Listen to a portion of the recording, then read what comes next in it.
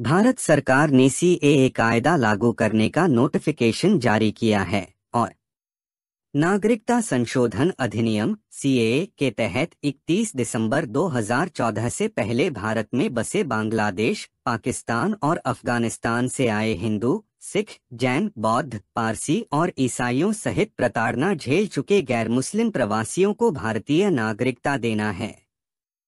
यह दिसंबर 2019 में संसद से पारित हो गया था। इसे राष्ट्रपति से भी मंजूरी मिल गई थी। सीएए के नोटिफिकेशन की टाइमिंग पर सवाल। सीएए लगभग 4 साल पहले संसद से पास हो गया था। संसदीय प्रक्रिया के मैनुअल में बताए गए दिशानिर्देशों के अनुसार किसी भी कानून के लिए नियम राष्ट्रपति की सहमति के 6 महीने के भीतर तैयार किए जाने चाहिए या फिर संसद के दोनों सदनों की अधीन विधान समितियों से विस्तार की मांग की जानी चाहिए। 2020 से गृह मंत्रालय संसदीय समितियों से नियमित अंतराल में एक्सटेंशन लेता रहा है। हालांकि दिसंबर 2023 में ही केंद्रीय गृह मंत्री अमित शाह ने इस बात पर जोर दिया कि सीएए को लागू करने से कोई नहीं रोक सकता क्योंकि यह देश का कानून है। उन्होंने यह भी कहा कि सीएए को लागू करना बीजेपी की प्रतिबद्धता थी। हालांकि अब सीएए अधिसूचना की टाइमिंग पर विपक्ष सवाल इसलिए उठा रहा क्योंकि जल्द ही लोकसभा चुनावों की घोषणा होने वाली है। उसके बाद आदर्श आचार संहिता लागू जाएगी। नरेंद्र मोदी सरकार ने देश में नागरिकता संशोधन कानून सीएए की अधिसूचना जारी कर दी है। लोकसभा चुनाव बेहद करीब हैं, इससे ठीक पहले केंद्र ने ये बड़ा फैसला लिया। सीएए के लागू होते ही बगैर दस्तावेज के अब पाकिस्तान, अफगानिस्तान, बांग्लादेश से आए हिंदुओं, सिखों, गैर मुस्लिम को नागरिकता मिलेगी। सीएए को दिसंबर 2019 में संसद के दोनों सदनों में पास कर दिया गया था। बाद में इसे राष्ट्रपति की मंजूरी भी मिल गई थी। हालांकि इसके खिलाफ देश के कई हिस्सों में विरोध प्रदर्शन शुरू हो गए थे। इसी के चलते अब तक यह कानून लागू नहीं हो सका था। 11 मार्च की शाम को सरकार ने इसकी अधिसूचना जारी कर दी। सीएए लागू किए जाने के बाद हर किसी के मन में सवाल यही है कि आखिर इससे क्या बदलाव होंगे। सीएए लागू होने का क्या असर होगा।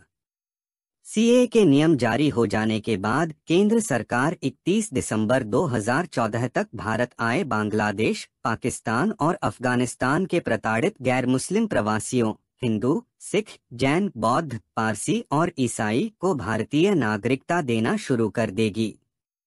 सरकार ने बताया कि पूरी प्रक्रिया ऑनलाइन होगी। इसके लिए ऑनलाइन पोर्टल भी तैयार किया गया है। इसमें बाहर से आए लोगों को रजिस्ट्रेशन करना होगा। ये भी बताना होगा कि उन्होंने भारत में एंट्री कब ली थी। इसके बाद जरूरी जांच पड़ताल की जाएगी और फिर उन आवेदकों को नागरिकता मिल सकेगी। सीएए क्या है?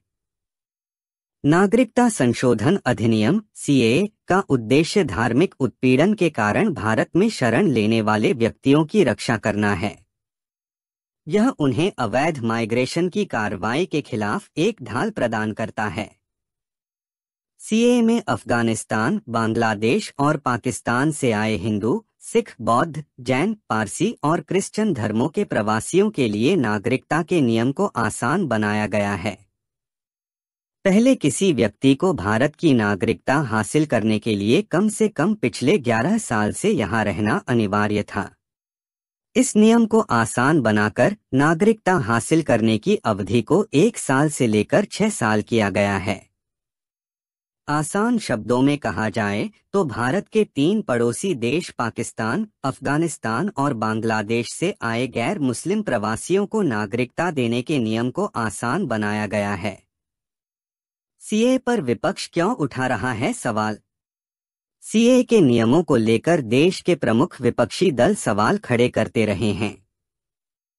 2019 में जब ये एक्ट केंद्र सरकार संसद में लाई थी तो यह तर्क दिया गया कि ये कानून भेदभावपूर्ण है।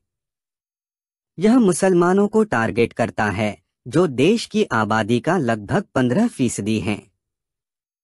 हालांकि सरकार बताती है कि चूंकि पाकिस्तान, अफगानिस्तान और बांग्लादेश मुस्लिम बहुल इस्लामी गणराज्य हैं, इसलिए वहां के मुसलमानों को उत्पीड़ित अल्पसंख्यक नहीं माना जा सकता है। हालांकि सरकार ये आश्वस्त करती है कि अन्य समुदायों के आवेदन की समीक्षा केस दर केस के आधार पर की जाएगी।